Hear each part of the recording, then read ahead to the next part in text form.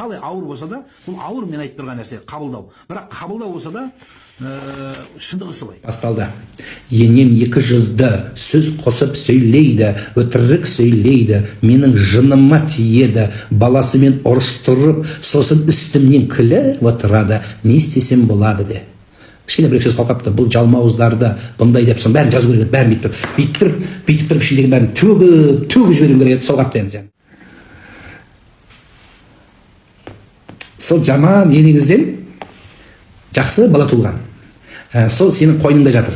Сен содан бала көріп жатсың. Соны тағы жерден алып жерге салып жатсың. Орысша айтқанда самой не противно. Сондай кісінің баласыменен бір төсекті бөлісіп жату өзіңе былай неприятно емес па? Көзін жұмып жатсың. Не болса болады.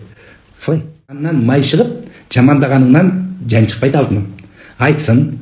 Айтсын, біраз күнәң кетеді, біраз сауап аласың бұйырса, ештеңе етпейді, түзел, жақсы бол, күліп қой.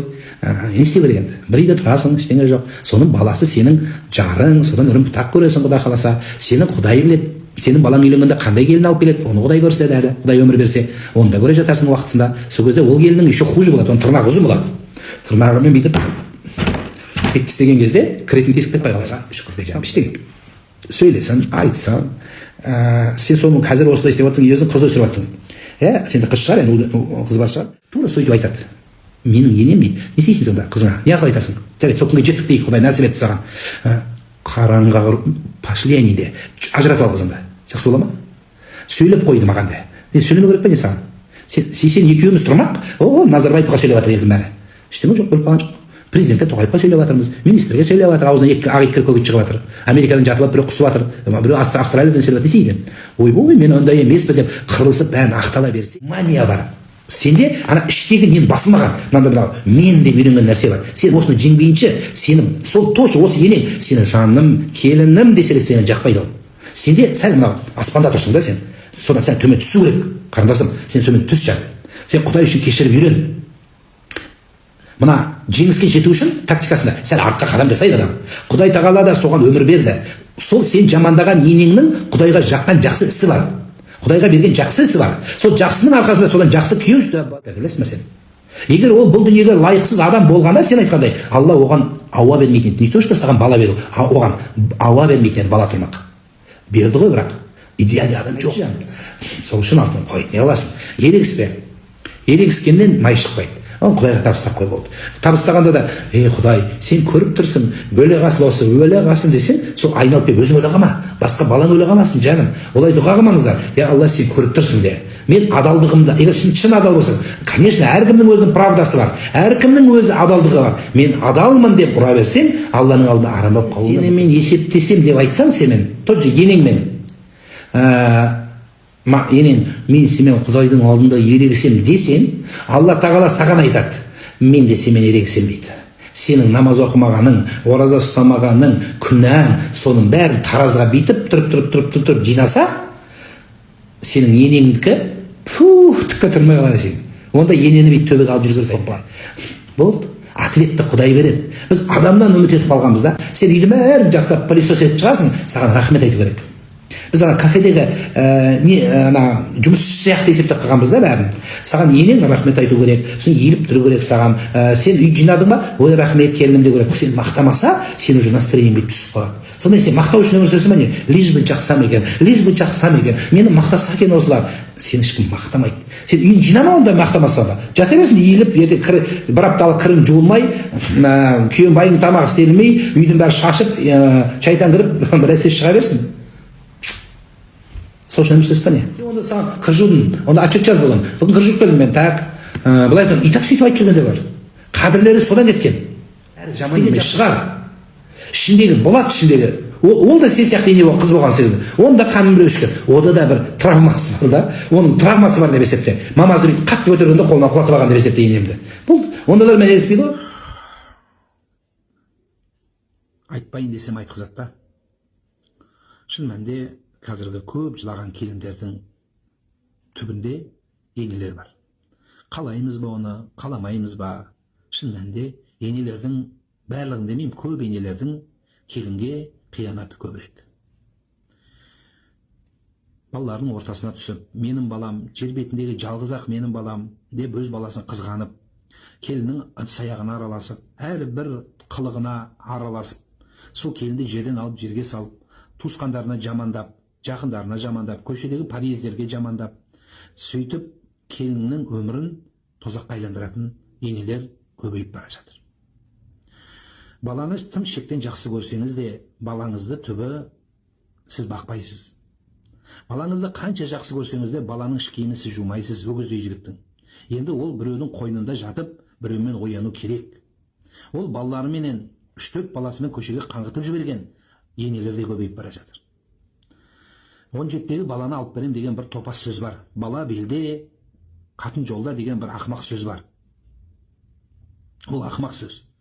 Бұл жақсы сөз деп жүргендер қателесесіздер.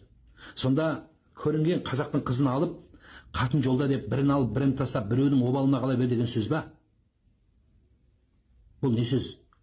Ардақтылар, құрметті енелер, болашақ енелер, балаңызды жақсы көргеніңіз дұрыс. Ол бәріміз баланы жақсы көреміз. Бірақ баланы жақсы көру деген сөз, келінді қызғанып, оны дұшпан көріп, келінді жау көрсең, ол да сені жау көреді. Құдай да сондай қылып түбінде сол келініңе сүмірейтіп күніңді қаратып қояды. Содан кейін жамандамаңыздар. Жақсылы жаманды бәленбай миллион қыздың ішінен сіздің қызыңыз, келініңізді балаңыз таңдап алды. Бұл балаңыздың выборы. Барлық балаңыздың выборын таңдайсыз. Мына ручканы алам десе, осы ручканы алып бересіз. Қарызға батып мороженое алып берсе, алып бересің. Енді өмірде бір әйелді таңдаған екен, бір қызды таңдаған екен. Менің осы өмірлік жарым болады деп, сонымен бір жастықты бөлісіп таңдаған екен. Енді соның выборын, соның өмірін сіз құрметтеуге неге міндеттемессіз? Неге қабылдай алмайсыз соны? Иә, ол салақ шығар. Иә, түрі онша емес шығар. Иә, әке-шешесі жоқ жетім шығар. Мүмкін тәрбие көрмеген шығар сіз айтқандай. Бірақ қалай болғанда да балаңыздың таңдауы ғой ол. Ертең соның қасында қалады, соның қасында өмірін өрбітеді, содан ұрпақ тарайды. Сенен қандай бала туылады? Қайдан білесіз кімнен қандай бала туылатынын? Келін жаман болды, баланы итте туады деп қуып жіберсең, ертең сол ұрпақ сол баладан сіздің ұрпағыңыз содан тарамай ма? Әжеміз осындай болған деген сөз сізге керек па тарихта таңба болған?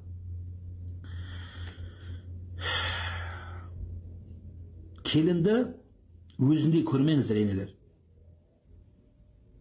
Келін сіздей болмайды. Біріншіден. Екіншіден, сіз болу шарт емес. Сіздей болу шарт емес ол. Ол әркімнің өзінің өмірі бар, әркімнің өзінің қалауы бар, әркімнің өзінің түсінігі бар, әркімнің өзінің деңгейі бар. Сіз сол деңгейде оны қабылдау керексіз. Көп семьялардың бұзылуына тағы да айтам, енелер кінәлі болып жатырсыздар. Балаңның тастап кетуіне, әйелді емес, сені тастап кетуіне тікелей аналардың өздері себепкер. Сөйтіп имам молда психологқа, бүкіл ағайынға қарабет болып қаласың. Жар деген жалғыз балаңның бір әйелін сыйғыза алмасаң, даналығыңнан не пайда сенің? Сол үшін келінге мәмілені еткенде қызым деп мәміле етуге тырысыңыз. Қызыңызға қарағандай қарау керек. Келінді жамандағаннан келін өзгермейді. Келінді жамандағаннан көшеде ол үйге келіп басқа адам болмайды. Қайта ортадағы қасиет жоғалады, қадір жоғалады, тәтті ауыздың қазақ айтқан дәмі кетеді. Қазір көсеген көгерсін деп тойда сөйлеген сөздердің көпшілігі сол баталар көзін көгерсін деген батаға айналды. Неге? Өйткені баланы қайрап салатын аналар көп. Қатының сондай, митай, мындай дей бергеннен еркекпіз ғой, еркектің намысына тиеді. Сөйтіп көсегесін көгертудің орнына көзін көгертеміз. Сол күнәға себепкер болған сіз боласыз. Келінде саясат болып кетті қазір. Саясат келінде болмайды, саясат енеде болады. Ене саясатшыл болады. Баласының бағы үшін, келешек көні үшін үндемей сенікі дұрыс деп қою, бұл үлкен ұлағат. Мен жүрем ғой елдің ішінде. Енелер аузы жыбыр-жыбыр етеді келіннің қылығына. Дұрыс, ол сіздей емес, сіздей болуды шарт емес деп айттық. Ыстықты суытып, суықты мұздатып, мұзды тас қылатын сіздер, аналар өздеріңізсіздер. Қалай ауыр болса да, ене тәрбиелеп, мен тәрбиелемейсіз. Сіз үйретіңіз. Үйренетін адамға үйретеді, подряд үйрете бермейді. Келін құтырса не істейміз? Не істейсіз? Ұрып тәрбиелейсіз ба? Ол мал ма ұратын? Малдың өзі түсінбейді ұрғанды. Ол адамға айтасыз. Көнсе көнеді, көнбесе өзінің тірлігі өзі. Қаншама жалғыз балалар бір отбасында анасымен сыйыспайды. Әкесі өліп қалған байқұстың. Анасымен сыйыспайды, бір адам сыйыспайды. Не істейін дейді, бала шырылдап келеді, маған келеді. Айтыңызшы, не істейін дейді, мен не істейін? Шешеммен әйелім сыйыспай жатыр дейді. Не деп айтайын? Қалай ойлайсыздар, шариғат не деп айтады? Шеше деп айта береміз, дұрыс, бірақ шариғат өйтіп айтпайды. Шариғат әйелдей құрметі бар. Ананың анадай ұнатын дәрежесі бар оның. Кейбір ата-ене дата болып кетіп қалғансыздар. Шындығын айтайын. Ұратын ата-енелер бар. Кімсің біреудің баласын ұратын? Ол сенің жекеменшік емес. Соттатып жібер деп айтайын десем, просто қазақтар соттасқанын қаламаймын да. Қалай келінді ұрасың сен? Сондай аталар бар екен, еще енелер бар екен. Бір кухнядағы бір әңгіме бәле болды бізге. Бір кастрюль, бір сковородка, бір кесе бәле болды. Бұл қалай? Қызғана бересің, өлсең қалады соның бәрі. Лақтырып жібереді мусорға. Бүйтісте, келінің артынан сүртіп, өртеніп кетсе де, болды ғой, үйге адам келді, үндемей отыр, болды, білген, бояу, қазақ айтпақшы, бояу сіңді жүр, болды. Жамбасы батты оның. Қой енді болды. Жоқ, түріп алып, сыйыспай, бірін түртіп, бірі түрткен, үйге жан қосылды демес, үйге жын қосылды деп есептейтіндер бар. Жақсы келін қалайсыз ба? Бәріміз қалаймыз. Сіз жақсы ата-ана бола біліңіз. Сонда жақсы келін келесіздер. Не үшін айтып жатырмын білесіздер ма? Мыңдаған, миллиондаған осындай сұрақтарды оқығанда таңғаламын. Біз қайда кетіп бара жатырмыз өзі? Жылаған, боздаған, қайғырған келін.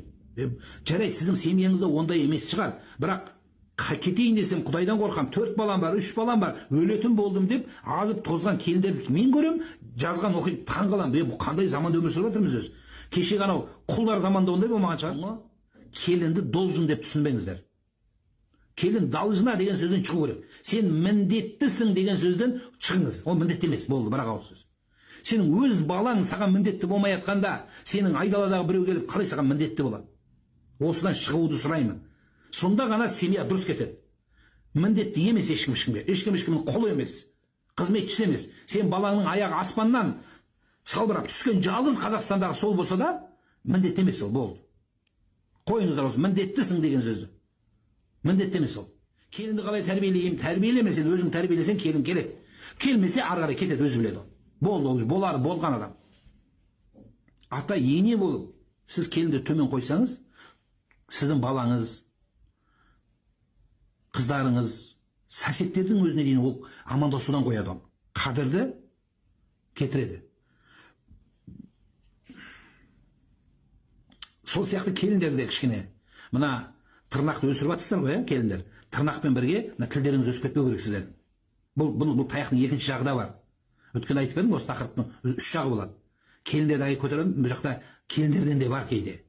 Кішкене тырнақты өсірген кезде, тілді де өсірмеңіздер. Мінезді де кішкене басуға тырысыңыз максимально. Содан кейін, енді бұл келінге енді қатты емес, мына бала жігітке айтқым келіп тұр. Сіз таңдап алған әйеліңізді ешкімге жігіт бермеңіздер. Кім болса болсын. Жүрмейді. Сондықтан оны бәленбай мыңды сен таңдап алдыңыз ба, сол құрметті жігітім, яғни бауырым, ағам, інім, әйеліңді жігіт бермеңіз. Біреудің әйелі инстаграмдағы әйелге қызықпаңыз. Өз Құдай қосқан жарыңды бағала. Соның қадіріне жет. Құдай да сенің өміріңді, келешегіңді жақсы қылады айналайын. Содан тараған ұрпағың дұрыс. Тыңдама ешкім сөзін. Өзің көзің ашық, көкірегің ояу, алғансың қыз кезінде жақсы, жаман қатын қайдан шығады деп атан қазақ саған айтқан, сол атан қазақтың сөзі сізге ұлағат болсын. Ол қатын болып жаман болмайды. Болды.